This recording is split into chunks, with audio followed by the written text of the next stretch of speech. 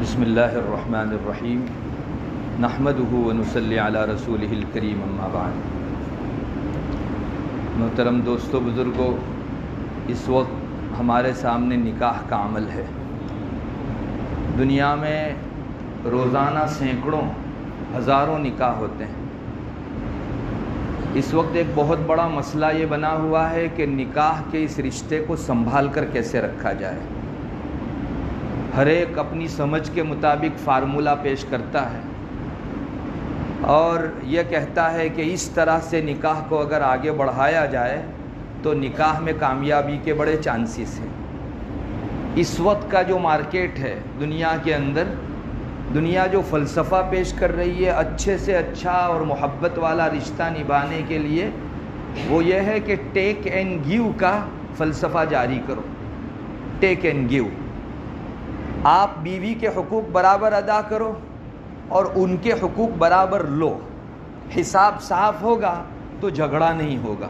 اس وقت کی دنیا کا ایک اکثر طبقہ اسی فلسفے کو نکاح کی کامیابی کا ذریعہ سمجھتا ہے۔ ٹیک اینڈ گیو، دوسروں کے حقوق ادا کرو اور اپنے حقوق برابر لو، کسی سے کچھ لینا مزید دینا نہیں۔ لیکن اس فلسفے سے زیادہ باریک اور لطیف فلسفہ اسلام پیش کرتا ہے۔ اسلام کہتا ہے کہ گیو اینڈ گیو، نو ٹیک۔ یہ اسلامی فلسفہ ہے۔ حضرت تھانوی رحمۃ اللہ علیہ فرمایا کرتے تھے کہ میاں بیوی اگر اس کا خیال رکھیں کہ مجھے سامنے والے کے حقوق تو 100% ادا کرنے ہیں اور میرے حق میں اگر کوئی حق تلفی ہوئی تو مجھ کو چشم پوشی کرنی ہے، معاف کر دینا ہے۔ اگر میاں بیوی کے درمیان میں یہ فلسفہ چلایا جائے تو ہر نکاح کا رشتہ انشاءاللہ کامیابی سے اپنی ہمکنار ہوگا۔ اور یہ در حقیقت اسلام کا فلسفہ ہے جو نبی اکرم صلی اللہ علیہ وسلم نے بھی پیش کیا اور قرآن کریم نے بھی پیش کیا۔ بہت مشہور ارشاد ہے آپ صلی اللہ علیہ وسلم کا، آپ نے بارہا سنا ہوگا۔ آپ نے فرمایا سل من قطعت واعفو عمن ظلمک، جو تمہارے ساتھ برا رشتہ رکھے، قطع رحمی کا تعلق رکھے، ان سے تم صلہ رحمی کا تعلق رکھو۔ واعفو عمن ظلمک، جو تمہارے حقوق میں کوتاہی کرے ان کو معاف کر دو۔ میں پوچھتا ہوں اس حدیث شریف میں کیا کہا جا رہا؟ کوئی تمہارے حق ادا نہیں کرتا تو تم اس کو دو اور سامنے والے کے حقوق کی ادائیگی کی شکایت کرنے کے بجائے معافی سے کام۔ یہی ہے گیو اینڈ گیو، نو ٹیک۔ دینا رکھو، لینے کی جو ہے سوچو مت۔ قرآن بھی یہی فلسفہ پیش کرتا ہے۔ آپ کو معلوم ہونا چاہیے حضرت ابوبکر صدیق رضی اللہ تعالی عنہ کی صاحبزادی حضرت عائشہ رضی اللہ تعالی عنہ کے اوپر ایک بہت بڑا الزام لگا تھا، بلیم، زنا کا۔ بہت سارے لوگ اس میں شریک تھے، ان میں ایک شخص تھے مستح۔ یہ مستح وہ آدمی تھے جن پر حضرت ابوبکر صدیق رضی اللہ تعالی عنہ ان کی غربت کی وجہ سے بہت خرچ کرتے تھے۔ مگر جب مستح نے بلیم کیا حضرت عائشہ رضی اللہ تعالی عنہ پر تو اپنی بیٹی کی عزت خواہ مخواہ کسی نے اچھالی۔ حضرت ابوبکر رضی اللہ تعالی عنہ نے قسم کھا لی کہ اللہ کی قسم آج کے بعد مستح کے اوپر خرچ نہیں کروں۔ اللہ تبارک و تعالیٰ نے آیت اتاری، وَلَا يَأْتَلِ أُولُو الْفَضْلِ مِنْكُمْ وَالسَّعَةِ أَنْ يُؤْتُوا أُولِي الْقُرْبَى وَالْمَسَاكِينِ وَالْمُهَاجِرِينَ فِي سَبِيلِ اللَّهِ وَلْيَعْفُوا وَلْيَصْفَحُوا۔ تم میں سے جو فضیلت والے لوگ ہیں، جن میں گنجائشیں بہت ہیں، ایسے اولو الفضل اور اولو السعہ لوگ، ان کو چاہیے کہ وہ اپنے رشتہ داروں کو، غریبوں کو، مسکینوں کو دیتے رہیں۔ ان کی چکوں کے اوپر کوئی قسم نہ کھائیں، لا یأتلی، قسم نہ کھایا کریں کہ ہم ان پر خرچ نہیں کریں گے۔ ولیعفو ولیصفحوا، ان کو معاف کر دو اور ان کی چکوں سے پہلو تہی کرو۔ الا تحبون ان یغفر اللہ لکم، کیا تم اپنے لیے پسند نہیں کرتے کہ اللہ تم کو بخش دے؟ تو تم کسی کو کیوں نہیں بخشتے؟ مستح کی غلطی کے اوپر حضرت ابوبکر کو حق تھا کہ وہ روک دیں، لیکن اللہ فرماتا ہے تم صدیقیت کے جس مقام پر ہو یہاں ٹیک اینڈ گیو نہیں چلے گا، یہاں دینا ہی دینا ہوگا۔ انہوں نے بھلے نہیں دیا، تمہاری بیٹی کے حوالے سے عزت کے بجائے عزت اچھالی، لیکن تمہارا جگر گردہ تو یہی ہونا چاہیے کہ تم مستح پر حسب سابق کنٹینیو خرچ جاری رکھو۔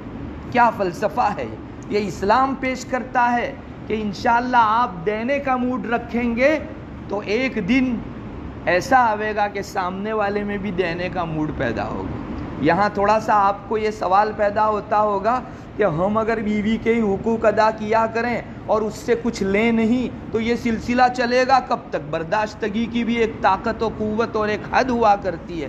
نہیں، اس کا جواب بھی قرآن دیتا ہے کہ یہ زیادہ دنوں نہیں چل سکتا۔ قرآن ایک جگہ کہتا ہے کہ ادفع باللتی ہی احسن، کوئی تمہارے ساتھ برا سلوک کرے تو تم اس کے ساتھ اچھا سلوک کرو۔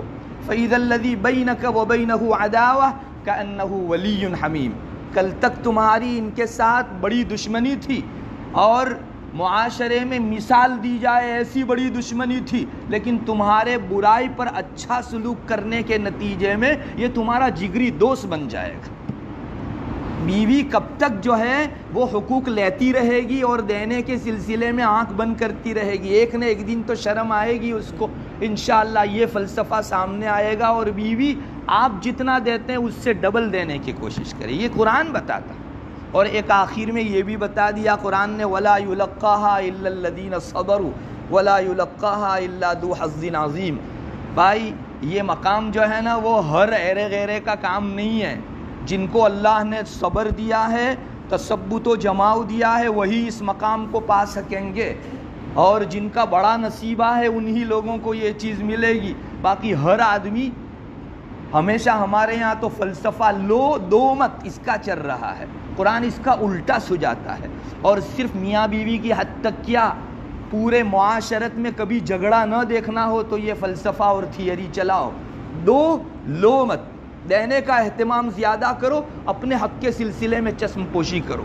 اللہ کرے مسلمان اس فلسفے کو سمجھیں اور لوگوں کو زبانی بتانے کے بجائے اپنی عملی زندگی میں لے آئیں۔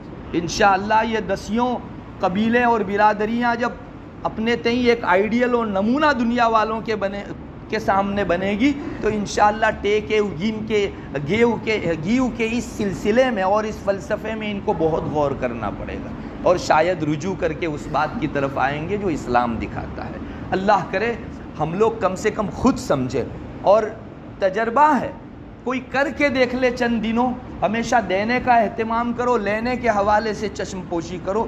اللہ فرماتا ہے کہ سامنے دشمن وقت بھی ہوگا نا وہ جگری دوست بن جاوے گا۔ اس لیے نکاح کے سلسلے میں بہت بہترین فلسفہ یہی ہے، ہم لوگوں کو چاہیے کہ اس پر عمل کریں۔